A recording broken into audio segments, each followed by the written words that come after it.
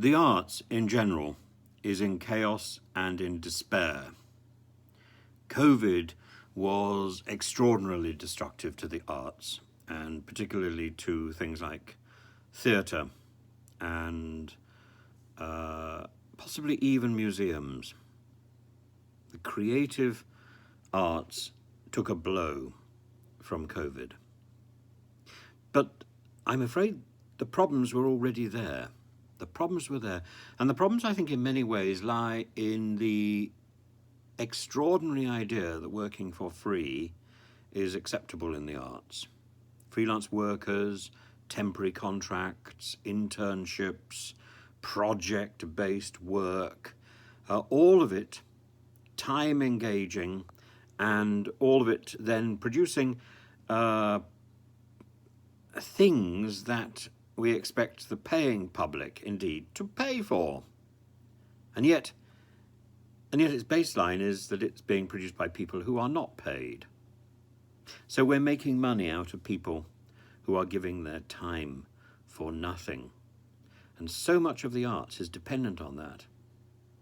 And indeed we hear in government we hear people being told, well, no, you don't need to be paid more. You have a vocation, whether that's for nursing or for being in the arts. That's complete rubbish. We shouldn't be exploiting people simply because they are doing a job. And the arts is a job like any other and should be valued like any other. But I think it's also more than so many other jobs. We measure the quality of our society on two things. Number one, how we treat the poor. And number two, how we celebrate our culture. And at the moment, both of those things are under threat. On the one hand, we've got somebody like Suella Braverman and her predecessor, Priti Patel, attacking the poor, attacking the vulnerable, attacking the needy and those who look to us for hospitality. Shamelessly. And at a time when we know that over 70% of those people who apply for asylum here are granted asylum. And of those, It's another 30% who are initially denied. 50% of those are subsequently granted asylum. So to condemn the majority of those people who are coming over to this country as criminals before they have even looked at the paperwork is nonsensical. It's prejudiced, literally, pre-justice. It's xenophobic. And I think ultimately when it comes down to branding one particular group, the Albanians, as criminals, it is racist and fundamentally racist. And of course, it's terribly important to recognize that this is racism perpetrated by somebody who is hoping that simply because of her background and maybe because she is a woman, no one is going to say, well, you're being racist. This simply isn't the case. Anybody can be racist. It's a mentality of judging somebody by their background, by their colour, by their race, rather than as an individual. It's foul. It's foul and it needs to be called out. But at the same time, we need to also look at this issue of culture. Because if we are not celebrating our culture and if we are not allowing that culture to be defining our society, then really what is the point of our society? We might as well build caves and live as troglodytes again. And even then, the troglodytes, the cave dwellers, left art behind. Amazing art. So we come back to the question of ENO. Why is ENO important? And why is its destruction, its dismantling by Nadine Dorries and her like, so pernicious? Nadine Dorries, who is she? The problem is, the real attack on the arts is not from the places one would expect. Maybe one would expect the attack from the arts from people who haven't got access to the theatres, haven't got access to the museums. But in fact, the attack from the arts is from people in our present government. And it's an attack about the worthlessness of some things and the worthfulness of others. And we're failing to realise that the things like the ENO are acting as a university for the arts. These are the sort of bedrock of the arts which produce greater art elsewhere. Without them, we are failing. It's like destroying the centre of Shakespearean study, which has now become Stratford-upon-Avon. It wasn't originally. That took time to set up.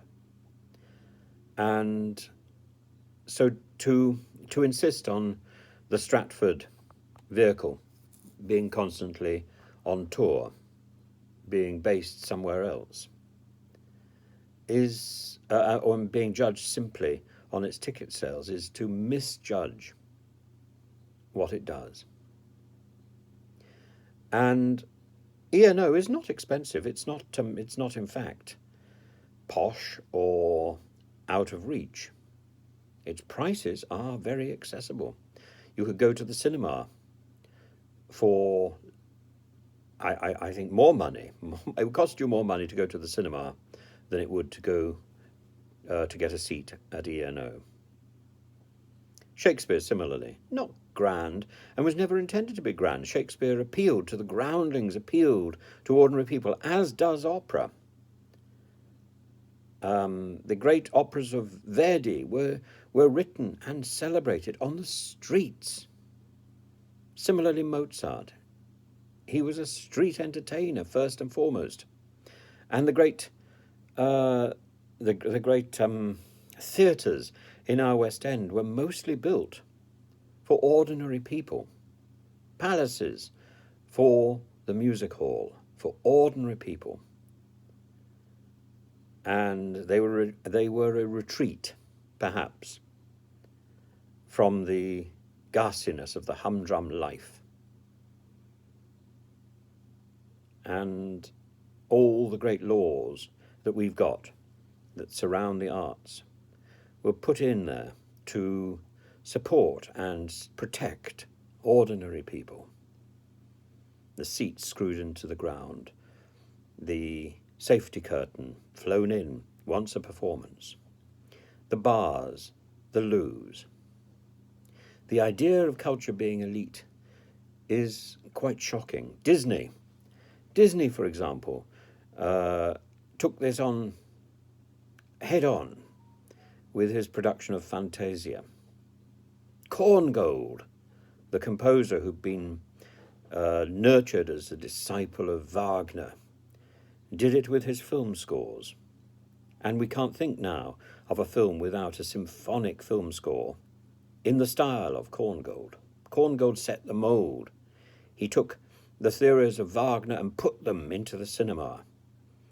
When we switch on, or when we go and see a Star Wars film, we are watching Wagner in action. And we have statues all over the capital. We don't even need to go into the museums. And yet we've got people tearing them down. But in fact, people have always modified statues. The statue of Nero outside the Colosseum was called the Colossus, and it had its head replaced when Nero fell out of favour. Indeed, the Colosseum, which is not the biggest amphitheatre in Rome, was only called the Colosseum because it was next to the Colossus, next to that statue.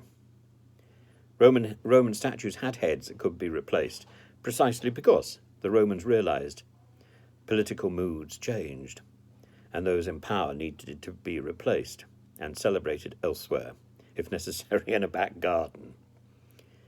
But we are surrounded by beauty throughout our country, and we walk through it in the wonderful architecture, from anything like the domestic architecture of Voysey and Pugin and Lutyens, through to the great statements of St. Paul's and the colleges of Oxford and the cathedrals around our cities.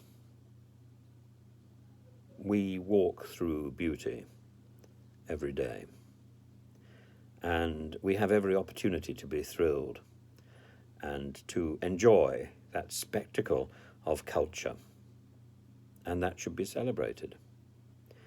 And what encourages culture? I sometimes worry that in schools we don't teach culture. We teach Shakespeare sometimes in a rather dull and prescribed way. But Shakespeare can be thrilling, and Milton can be thrilling. Instead, we want to make it meaningful. Our first job is to enjoy culture.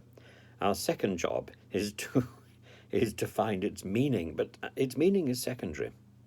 Its first job is the thrill of the thing, the point at which you're sitting in a theatre or you're reading a play and you are taken out of yourself, that moment when you fly. Think of the power of Billy Elliot. Billy Elliot is an example of culture which is divorced from class, something maybe we are finding very difficult to do in this country. But that's possibly because we are losing our respect for civilization. Remember, right the way back at the beginning of the BBC in the 60s, when the BBC burst into colour, that television series, Civilization, so important. The beginning of BBC Two, actually, I should say, with David Attenborough. That's where David Attenborough became a household name, not with his animal films. That was later. It's not posh to play an instrument or to act. Anybody can do it. It's only in this country that we seem to think that it's part of the definition of being middle class, upper class, aristocratic. Some of the greatest performers have not had that background, and we should celebrate them.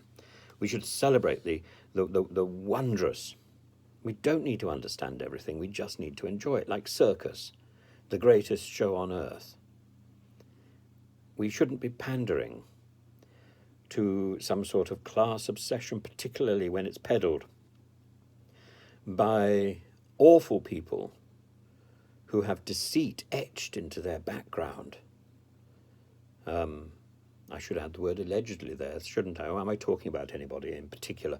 No, not particularly. But, Nadine Dorries would see aspiration as something bad, I think. I think she doesn't aspire. She brings everyone down to her level.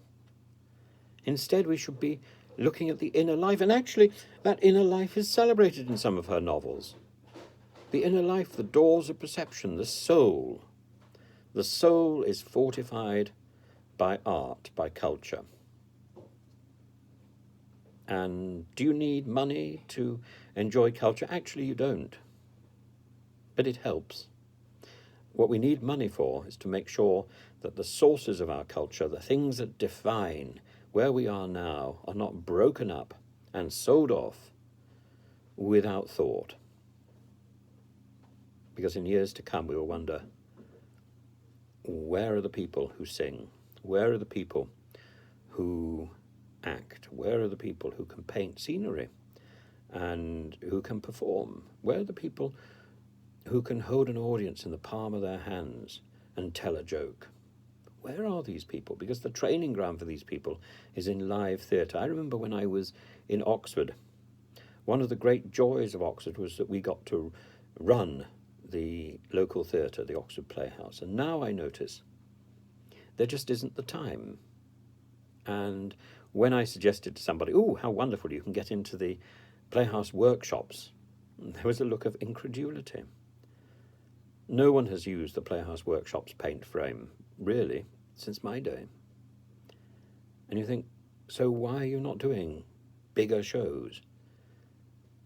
Because that tradition has been lost.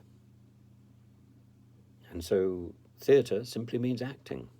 For me, theatre meant acting, directing, designing, performing on the biggest scale possible, using every part of our creative life to entertain, and primarily to entertain, then maybe to be understood, maybe to be appreciated, maybe to be applauded, but first to entertain and to do something to the best of our abilities so that we can command a fee from the audience.